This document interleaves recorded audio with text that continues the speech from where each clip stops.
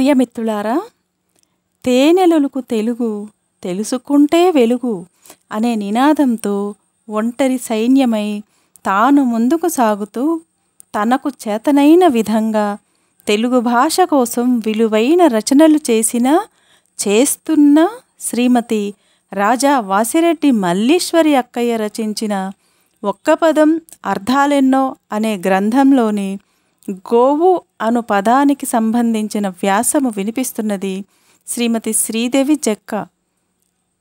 గోవు పార్ట్ 2.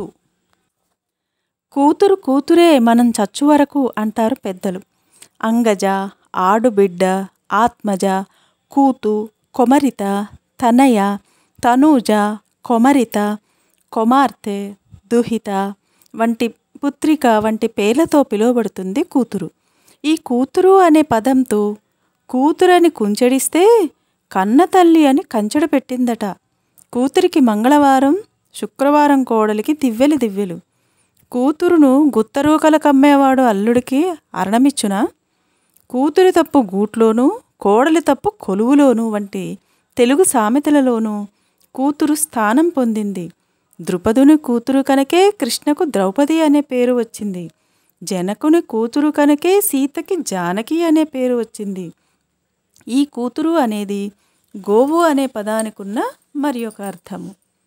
మానవాళికి గుడి, బడి ఎంతో ముఖ్యమైనవి. మానవుడు దైవం మీద తనకు గల భక్తిని ప్రదర్శించుకునే ప్రదేశము గుడి. ఆలయము, దేవళము వంటి పేర్లతో పిలువబడే గుడి గురించి, గుడిని మింగేవారికి గుడిలో లింగం ఒక లెక్క.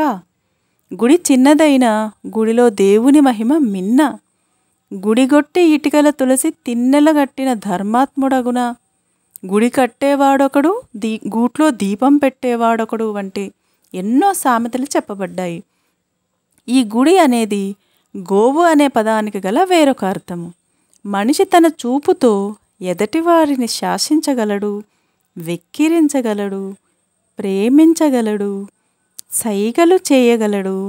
అవలోకనము, ఆలోచనము, చూడ్కి, దర్శనము, వీక్షణము, ప్రతీక్షణము, దిష్టి, దృష్టి, దృక్కు వంటి ఎన్నో పేర్లతో పిలువబడుతోంది చూపు. మెల్లచూపు, చల్లని చూపు, దొంగ చూపు, కొంటె చూపు, ఓరచూపు, కోరచూపు వంటి భేదాలలో ఉండే ఈ చూపుతో చూపులకు గుర్రమే కానీ చురుకుతనం లేదు. చూపులకు చుంచు, పనికి పర్వతం. చూపుల పసే కానీ చెవుల పసలేదు వంటి సామెతలుండగా మెల్లని చూపులు మందహాసమున్ అంటూ వినాయకుడు వర్ణింపబడ్డాడు. ఈ చూపు అనేది గోవు అనే పదానికి ఉన్న వేరే అర్థం. మహాత్ముల ముఖాలు తేజస్సుతో వెలిగిపోతుంటాయి. సూర్య తేజాన్ని మనం ఎదురుగుండా చూడలేం. ఈ తేజస్సు అనేది గోవు అనే పదానికి గల మరో అర్థము. కాగా ఆపద మొక్కులవాడా నీవే దిక్కు, దిక్కులనున్నవాడా మా దిక్కైనవాడు అంటూ జనం దేవుణ్ణి ప్రార్థిస్తారు.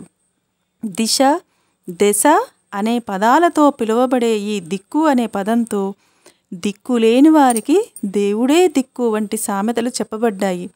ఈ దిక్కు అనేది గోవు అనే పదానికి గల అర్థమే. చిన్నపిల్లలకి గోరుముద్దలు తినిపించే సమయంలో చందమామను చూపిస్తూ చందమామ రావే, జాబిల్లి రావే, కొండెక్కి రావే, గోగు పూలు తేవే అంటూ అమ్మలు పాట పాడుతుంటారు.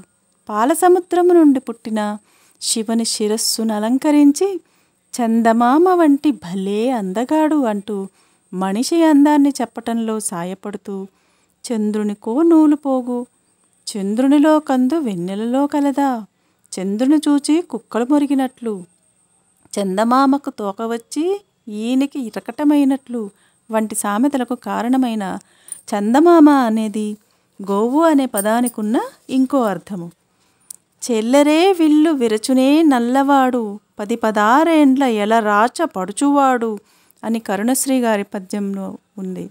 పెళ్ళుమనే విల్లు గంటలు గల్లుమనే, గుభిల్లుమనే గుండె నృపులకు అని ధనుర్భంగంలో వ్రాసిన పద్యాలలోనూ అయ్యవారికి చాలు 5 వరహాలు, పిల్లవాండ్లకు చాలు పప్పు బెల్లాలు అంటూ విల్లమ్ములను పట్టుకొని పిల్లలు పాడే దసరా పాటలలోనూ భండనమున నిరుగేలను గాంధీవము దివియ నేర్పుగలిగిన నందు ఉద్దండమగు సవ్యకరము ప్రచండిత పరగుదును సవ్యసాచి అనగన్ అంటూ అర్జునుడికి సవ్యసాచి అను పేరు వచ్చు కారణములోనూ ఇంద్రధను అని చెప్పబడి అక్షము, సింగిడి, సారంగము, విల్లు, ధనువు వంటి ఎన్నో పేర్లతో పిలువబడే ధనుస్సు గోవు అనే పదానికున్న మరో అర్థము.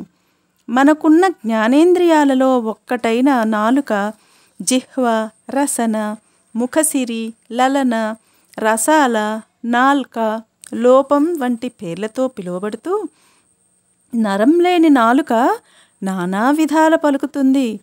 2 నాలుకలవాడు నాలుక తేనె మనస్సు విషము, నాలుక వీపుకు దెబ్బలు తేకే వంటి సామెతలలో చెప్పబడుతున్న నాలుక అనేది గోవు అనే పదానికున్న మరొక అర్థం.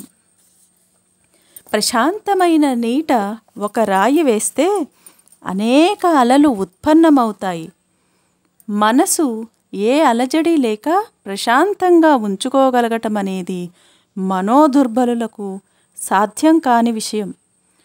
ఒక ప్రశాంత ప్రభాతాన ఒక మందమలయ మారుతీ వీచిలో పులకరించి మెల్లగా తల్లి చల్లని కాళ్లపైన వాలి కనుమూసుకొనుటే సార్థకత మాకు అంటూ పూల కోరికను వినిపిస్తారు కరుణశ్రీ గారు. పైన చెప్పబడిన ప్రశాంతత అనేది గోవు అనే పదానికున్న ఇంకో అర్థం సశేషం.